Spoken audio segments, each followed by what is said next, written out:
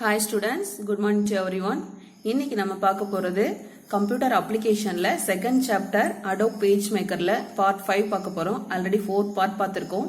அடுத்து பார்ட் 5ல நம்ம என்ன பார்க்க போறோம்னா saving, closing and opening documents இந்த டாபிக் பார்க்க போறோம். ஆவணத்தை சேமித்தல், மூடுதல் மற்றும் திறத்தல் இது சொல்ல போறோம். இப்போ சேவிங் எ டாக்குமெண்ட், ஒரு ஆவணத்தை எப்படி சேமிக்கிறது, சேவ் பண்றது. ஏன்னா எந்த ஒரு ப்ரோக்ராம், எந்த ஒரு ப்ராஜெக்ட்டுமே நம்ம என்ன பண்ணணும், ஒரு ஒர்க்கை முடிச்சதுக்கு அப்புறம் சேவ் பண்ணி வச்சா மட்டும்தான் அடுத்தது எடுத்து பார்க்க முடியும். ஃபியூச்சர்ல நம்ம எதிர்காலத்துல அதை பயன்படுத்த முடியும். அதுக்காக தான் நம்ம சேவ் பண்றது. ஒரு டாக்குமெண்ட்டை சேவ் பண்ணோம் அப்படின்னா அடோப் பேஜ் மேக்கர்ல என்ன பண்ணணும் அப்படின்னா சூஸ் ஃபைல், சேவ். ஃபர்ஸ்ட் ஃபைல்ன்ற ஆப்ஷன் சூஸ் பண்ணணும். நம்மளோட மெனு பார்ல ஃபைல்ன்ற மெனு இருக்கு இல்லையா, ஃபைல் மெனுவை சூஸ் பண்ணணும். ஃபைல் மெனுவை கிளிக் பண்ணணும். கிளிக் பண்ணா இங்க பாருங்க, ஃபைல்ல சேவ்ன்ற ஆப்ஷன் வரும். ஃபைல் மெனு சூஸ் பண்ணா அதுல சேவ்ன்ற ஆப்ஷன் வரும். அந்த மெனு பார்ல அந்த சேவ்ன்ற ஆப்ஷனை கிளிக் பண்ணணும். சேவ்ன்ற ஆப்ஷனை கிளிக் பண்ணா உங்களுக்கு பாருங்க சேவ் பப்ளிகேஷன் அப்படிங்கிற டயலாக் பாக்ஸ் வரும். சேவ் பப்ளிகேஷன் அப்படிங்கிற டயலாக் பாக்ஸ் வரும். நீங்க சேவ் பண்றதுக்கு 3 ஆப்ஷன் இருக்கு. ஃபைல் சேவ் கொடுக்கலாம், இல்லனா என்ன பண்ணலாம் அப்படின்னா சேவ் ஐகான் கொடுக்கலாம். சேவ் ஐகான், இதுதான் சேவ் ஐகான். இந்த ஐகானை பிரஸ் பண்ணலாம். அல்லது கண்ட்ரோல் பிளஸ், ஆல்ரெடி படிச்சிருப்பீங்க last year, control plus S கொடுக்கலாம். கண்ட்ரோல் பிளஸ் எஸ் கொடுத்தாலும் இந்த save dialog box, save publication dialog box open ஆகும். அப்ப கண்ட்ரோல் பிளஸ் எஸ்ஸும் கொடுக்கலாம் கீபோர்ட்ல. அந்த டயலாக் பாக்ஸ்ல நம்ம என்ன பண்ணணும், ஃபைல் நேம் வந்து டைப் பண்ணணும். அந்த டயலாக் பாக்ஸ்ல நம்ம என்ன பண்ணணும், ஃபைல் நேம் டைப் பண்ணணும். டைப் பண்ணிட்டு சேவ்ன்ற பட்டனை கிளிக் பண்ணணும். ஃபைல் நேம் டைப் பண்ணிட்டு சேவ்ன்ற பட்டனை கிளிக் பண்ணணும். the file name is given in the file name box, அதுல டைப் பண்ணணும். அடுத்து கிளிக் சேவ் பட்டன், சேவ் பட்டனை கிளிக் பண்ணா இப்போ என்ன பண்ணும், ஏற்கனவே நமக்கு சேவ் பப்ளிகேஷன்ல அன்டைட்டில்னு இருக்கும். அன்டைட்டில்னா நம்ம நேம் கொடுக்காத வரைக்கும் அன்டைட்டில்னு இருக்கும். இதுவும் லாஸ்ட் இயரே படிச்சிருக்கீங்க, உங்களுக்கு தெரியும். நேம் கொடுத்ததுக்கு அப்புறம் பாத்தீங்க அப்படின்னா நம்ம என்ன நேம் கொடுக்கறோமோ அந்த நேம் வந்து இந்த இடத்துல வந்துடும். இதுதான் ஒரு டாக்குமெண்ட்டை சேவ் பண்றதுக்கான மெத்தட். ஓகேவா? 3 மெத்தட்ஸ் இருக்கு. ஃபைல் சேவ் கொடுக்கலாம், அல்லது சேவ் ஐகான் கொடுக்கலாம், இல்லைன்னா கண்ட்ரோல் பிளஸ் எஸ் கொடுக்கலாம். எது வேணாலும் கொடுக்கலாம். 3ல எது கொடுத்தாலும் ஃபைல் நேம் கொடுத்து சேவ் பட்டன் கிளிக் பண்ணா சேவ் ஆயிடும். ஓகே, அடுத்தது க்ளோசிங் ஏ டாக்குமெண்ட். எப்படி டாக்குமெண்ட்டை க்ளோஸ் பண்றது, ஒரு ஆவணத்தை எப்படி மூடுறது.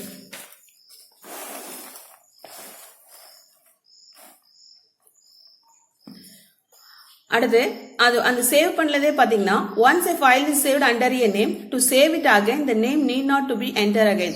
ஒரு டைம் ஒரு ஃபைலை சேவ் பண்ணிட்டீங்கன்னா அகைன் வந்து நம்ம அந்த ஃபைல் என்ன பண்ண தேவையில்லை, சேவ் பண்ண தேவையில்லை. எந்த மாற்றங்கள் செஞ்சாலும் சேவ்ன்ற பட்டனை மட்டும் கிளிக் பண்ணீங்கன்னா போதும். ஃபைல் கொடுத்து சேவ் பட்டன் கிளிக் பண்ணா போதும், அதே நேம்ல அது சேவ் ஆயிட்டே இருக்கும். நேம் கொடுக்க வேண்டிய அவசியம் இல்லை. ஓகேவா?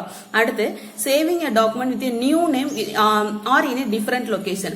இப்போ புது பேர்ல ஏற்கனவே ஒரு டாக்குமெண்ட் இருக்கு, அந்த டாக்குமெண்ட்டை அகைன் வந்து மறுபடியும் வேற ஒரு பேர்ல சேவ் பண்ணணும் அப்படின்னா என்ன ஆப்ஷன் கொடுக்கணும், சேமிக்கப்பட்ட ஆவணத்தை வேறு பெயரில் அல்லது வேறு இடத்தில் சேமித்தல். ஏற்கனவே சேமிச்சிருக்கிறத வந்து வேறு பேர்ல அல்லது வேறு இடத்துல எப்படி சேமிக்கிறது அப்படின்னா அதுக்கு சேவ் அஸ் அப்படின்ற ஆப்ஷன் கொடுக்கணும். இந்த சேம் ஃபைல் கொடுத்துட்டு save dialog box, save publication dialog பாக்ஸே தான்.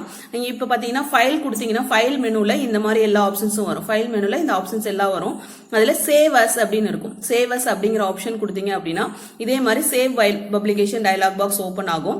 அதுல நம்ம என்ன கொடுக்கணும் அப்படின்னா பாருங்க, ஃபர்ஸ்ட் ஸ்டெப் ஃபைல் சேவர்ஸ். அதுக்கு ஷார்ட்கட் கீ பாத்தீங்கன்னா shift plus control plus s இங்கே கொடுத்திருப்பாங்க. shift plus control plus s இங்கேயே ஷார்ட்கட் கீ கொடுத்திருக்காங்க. shift control s கிளிக் பண்ணாலும் இந்த save dialog box, save publication dialog box open ஆகும். இல்லனா ஃபைல் சேவர்ஸ் கொடுக்கலாம். கொடுத்துட்டு இப்ப நம்ம எந்த புது பேர்ல சேவ் பண்ண போறோம், ஏற்கனவே ஒரு நேம் இருக்கும், இப்ப நியூ நேம்ல எதுல சேவ் பண்ணோம் அப்படின்னா அந்த நேம் இங்க கொடுத்துட்டு சேவ்ன்ற பட்டனை கிளிக் பண்ணும். சேவ்ன்ற பட்டனை கிளிக் பண்ணீங்க அப்படின்னா ஆட்டோமேட்டிக்கா இந்த பேர்லயும் சேவ் ஆயிடும். இப்ப ஏற்கனவே இருந்த பேர்லயும் அந்த ஃபைல் இருக்கும், இப்ப நியூவா கொடுத்த நேம்லயும் அந்த ஃபைல் இருக்கும். இப்போ ஒரு காப்பி எடுத்துக்கிறோம், ஒரு காப்பி எடுத்து புது நேம்ல சேவ் பண்ணிருக்கோம். அதுதான் வந்து சேவர்ஸோட ஒரு ஸ்பெஷாலிட்டி. அடுத்தது க்ளோசிங் ஏ டாக்குமெண்ட். ஒரு டாக்குமெண்ட்டை எப்படி க்ளோஸ் பண்றது, ஆவணத்தை மூடுதல். ஒரு ஆவணத்தை எப்படி க்ளோஸ் பண்ண முடியும் அப்படின்னா ஒரு எப்பவுமே ஒரு ஃபைலை வந்து ஒர்க் முடிஞ்சோடனே நம்ம என்ன பண்ணுவோம், க்ளோஸ் பண்ணி வைக்கணும். அப்ப எப்படி க்ளோஸ் பண்ணலாம், ஃபர்ஸ்ட் என்ன பண்ணணும், file option, file menu click பண்ணணும். ஃபைல் மெனு சொல்லியிருக்கேன் இல்லையா, அந்த இங்க பாருங்க ஃபைல் மெனு ஃபர்ஸ்ட் இருக்கிறதா ஃபைல் மெனு. அந்த ஃபைல் மெனுவை கிளிக் பண்ணணும். கிளிக் பண்ணிட்டு அதுல க்ளோஸ்ன்ற ஆப்ஷன் இருக்கும். அதுல க்ளோஸ்ன்ற ஆப்ஷன் இதுல பாத்தீங்கன்னா க்ளோஸ்ன்ற ஆப்ஷன் இருக்கு. ஃபைல் மெனு கிளிக் பண்ணா இந்த ஆப்ஷன்ஸ் தான் வரும் நமக்கு சப் மெனுல. அதுல க்ளோஸ்ன்ற ஆப்ஷன் கொடுக்கணும். க்ளோஸுக்கு நேரா என்ன ஷார்ட்கட் கீ கொடுத்திருக்காங்களா Ctrl+W.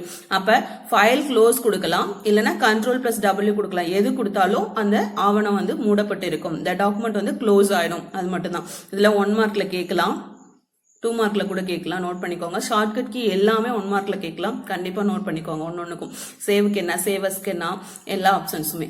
ஓகே, அடுத்தது ஓப்பனிங் அண்ட் எக்ஸிஸ்டிங் டாக்குமெண்ட்.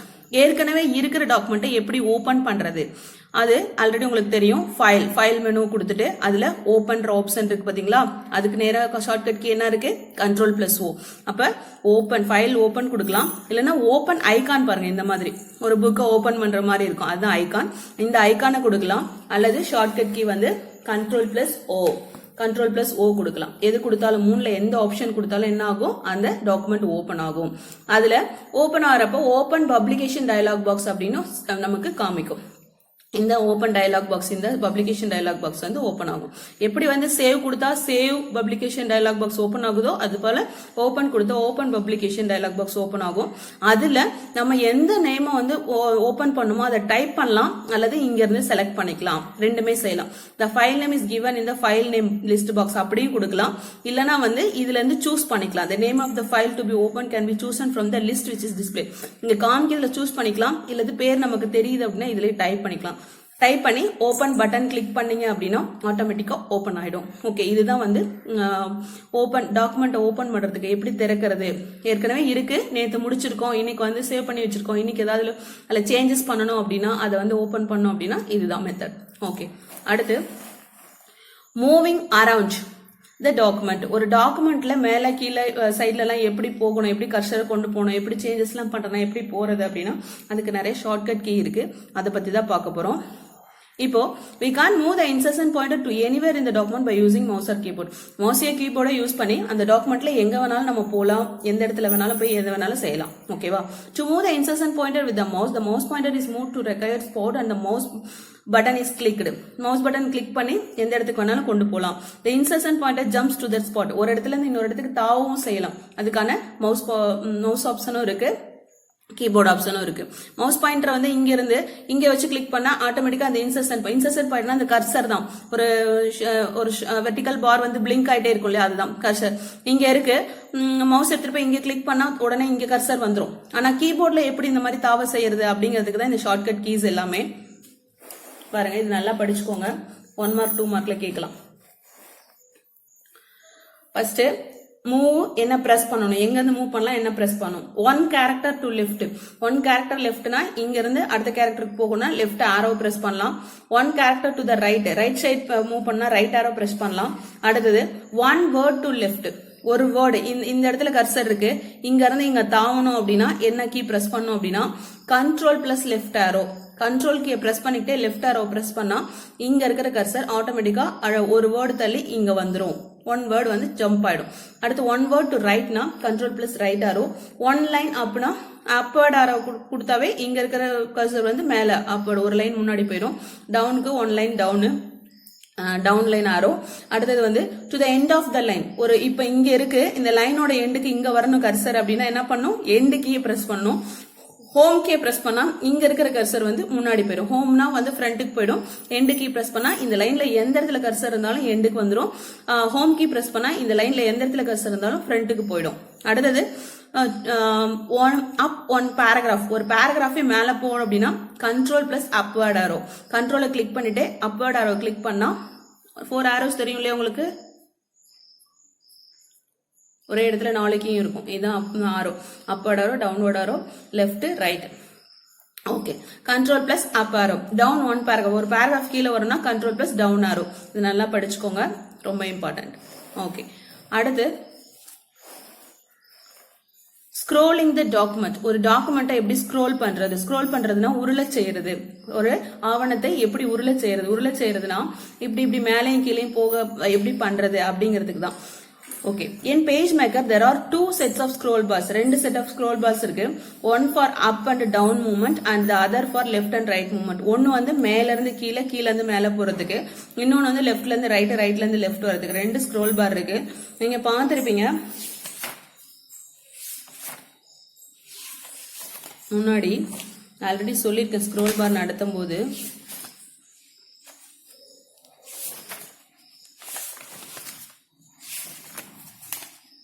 இதுல இருக்கு பாருங்க, இதுதான் இந்த பாக்ஸ் மாதிரி இந்த பாக்ஸ் இருக்கு இல்லையா, இந்த பாக்ஸ் இப்படி பிடிச்சதுன்னா இந்த பக்கம் இந்த பக்கம் மூவ் ஆகும். இது வந்து வெர்டிகல் ஸ்க்ரோல் பார். இதை இப்படி மூவ் பண்ணா மேலையும் கீழையும் அந்த டாக்குமெண்ட் போகும். நிறைய பேஜஸ் இருக்கு அப்படின்னா இதை மூவ் பண்ணா போகணும். இது இந்த இடத்துல கர்சரை வச்சு கிளிக் பண்ணாலும் போதும், போயிட்டே இருக்கும். ஓகேங்களா, இதுதான் ஸ்க்ரோல் பார், உருளை செய்யறது. இது பிடிச்சி இழுத்தோம் அப்படின்னா மேலே போகும், இது பிடிச்சி இழுத்தனா டாக்குமெண்ட் கீழே வரும், இது பிடிச்சி இழுத்தனா ரைட் சைட் போகும், இப்படி இழுத்து விட்டோம்னா லெஃப்ட் சைட் போகும். இதுதான் ரெண்டு scroll bar, vertical horizontal. Okay, PageMaker scroll bars work differently than those in the word processor. இப்போ word processor இது different-ஆ work ஆகும்னு சொல்றாங்க. Note that the set of the center of each bar also they scroll only the page you are currently on. இப்போ வந்து நம்ம word documentல scroll bar use பண்ணோம் அப்படின்னா அந்த டாக்குமெண்ட் ஃபுல்லா எத்தனை பேஜ் இருந்தாலும் அத்தனை பேஜுக்கும் இப்படி போயிட்டு வரும். இதுல என்ன சொல்றாங்கன்னா set to the center of the each bar also they scroll only one page. அந்த பேஜுக்கு மட்டும் தான் scroll ஆகும்னு சொல்றாங்க. அடுத்த பேஜுக்கு வரணும்னா பேஜ் டவுன் கொடுத்து அப்புறம் தான் scroll பண்ணிக்கணும்னு சொல்றாங்க. I use the scroll bar on the right side to move up and down. Use the scroll bar at the bottom to move right and left. அப்ப சைடுல இருக்கிற scroll bar யூஸ் பண்ணா up and down, கீழ இருக்கிற பாட்டத்துல இருக்கிற scroll bar use பண்ணா left to right move ஆகும். Okay, அடுத்து ஸ்க்ரோலிங் ப்ரொசீஜர் எப்படி செய்யணும் அப்படின்னா scroll left and right, the left and right arrow respectively should be clicked. இப்போ இங்க scroll barல பாத்தீங்கன்னா கீழ arrowவும் கொடுத்திருப்பாங்க. அந்த arrow பிரஸ் பண்ணாலும் அந்த scroll bar ஒர்க் ஆகும். இங்க பாருங்க, இந்த ஆரோ மார்க் இருக்கு இல்லையா, இதை கிளிக் பண்ணாலும் இது கொஞ்சம் கொஞ்சமா மூவ் ஆகும், இதை கிளிக் பண்ணாலும் இது கொஞ்சம் கொஞ்சமா மூவ் ஆகும். இந்த பக்கம் கிளிக் பண்ணா இப்படி நகரும், இந்த பக்கம் கிளிக் பண்ணா இப்படி நகரும். இது பிடிச்சி இழுத்தா வேகமா வரும், இதை கிளிக் பண்ணா மெதுவா ஒரு லைனா மூவ் ஆகும். அதே போலதான் இந்த ஆரோ கிளிக் பண்ணா மேல வரும், இந்த ஆரோ கிளிக் பண்ணா கீழே போகும். அதுதான் சொல்றாங்க. Next, to scroll up and down, up and down arrow respectively should be clicked. அந்த arrow யூஸ் பண்ணிக்கணும். To scroll a relative distance in the document, the scroll box should be drawn up or down. அந்த நிறைய use பண்ணோம் அப்படின்னா அந்த பாக்ஸை பிடிச்சி இப்படி இப்படி இழுத்தா போதும். ஓகேவா, அடுத்தது magnifying and reducing with zoom tool. Magnifying அப்படின்னா என்ன அப்படின்னா, நம்ம இப்படி ஒரு ஐகான் பார்த்திருப்போம் ஏற்கனவே எல்லா வேர்ட் ப்ராசஸர்லயும் பார்த்திருப்போம். இது என்ன ஐகான்? மேக்னிஃபைங், ஜூம் பண்றதுக்கு.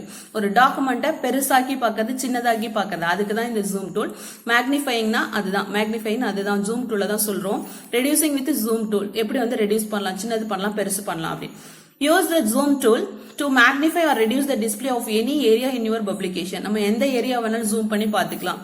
You can also double click the zoom tool to jump to actual size. Double click பண்ணா zoom பண்ணிட்டு double click பண்ணா actual size கரெக்டா வந்துரும். Alt as you double click the tool to go to fit in the window view.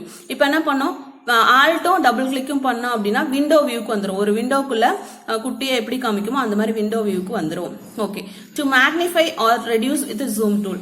Zoom tool மூலமாக பெரிதாக்குதல் மற்றும் சிறிதாக்குதல், எப்படி பெருசாக்கலாம் எப்படி சின்னதாக்கலாம் அப்படின்னு சொல்லி பார்க்கலாம். Select the zoom tool. Zoom டூலை செலக்ட் பண்ணிக்கணும். இங்க இருக்கு பாருங்க, இந்த டூல் பாக்ஸ்ல ஜூம் டூலை செலக்ட் பண்ணிக்கணும். செலக்ட் பண்ணிட்டு the pointer becomes a magnifying glass. Pointer எப்படி ஆயிரும்னா மேக்னிஃபையிங் கிளாஸ், இப்படி இந்த கிளாஸ் மாதிரி காட்டும் இந்த இடத்துல. ஓகேங்களா, இப்படி எடுத்துட்டு வந்தா காமிக்கும். கர்சர் வந்து இப்படி மாறிடும். அதுல வந்து சென்டர்ல பிளஸ் சைன் காமிக்கும். சென்டர்ல பிளஸ் சைன் காமிக்கும். பிளஸ் சைன் காமிச்சாவே அதை இன்னும் ஜூம் பண்ண முடியும், பெருசா ஆக்க முடியும் அப்படின்னு அர்த்தம். அதே வந்து உள்ள வந்து மைனஸ் சைன் காமிச்சது அப்படின்னா, இப்படி இருக்கு அதுல மைனஸ் சைன் காமிச்சது அப்படின்னா அதை வந்து என்ன பண்றோம், நம்ம அதை வந்து சின்னதாக்க போறோம் அப்படின்னு அர்த்தம். ஓகேவா, இப்போ மைனஸ் சைன்ல இருந்து பிளஸ் சைன் மாறணும், ஜூம் நம்ம பெருசாக்கணும் அப்படின்னா கண்ட்ரோல் கீயை பிரஸ் பண்ணாலே போதும். கண்ட்ரோல் கீயை பிரஸ் பண்ணாலே அந்த மாதிரி மாறிடும். அடுத்து position the magnifying glass at the centre of the area you want to magnify or reduce. எந்த இடத்துல வந்து நம்ம ரெடியூஸ் பண்ணுமோ மேக்னிஃபை பெருசாக்கணுமோ அந்த இடத்துல அந்த கிளாஸை வச்சுக்கணும். இந்த கர்சர் இருக்கு இல்லையா, அதை மூவ் பண்ணா அந்த கிளாஸை வச்சுக்கணும். Then click zoom in or zoom out click பண்ணும். அப்ப இந்த இதை வச்சு கிளிக் பண்ணல, பிளஸ் இருந்தா ஜூம் இன் ஆகும் பெருசாகும், மைனஸ் இருந்தா ஜூம் அவுட் ஆகும் சின்னதாகும். Continue clicking until the publication is at the magnification level you want. இப்போ எவ்வளவு பெருசு வேணுமோ அது வரைக்கும் கிளிக் பண்ணிட்டே இருந்தோம்னா பெருசாகிட்டே போகும். இப்போ இந்த publication has reached its maximum magnification reduction level.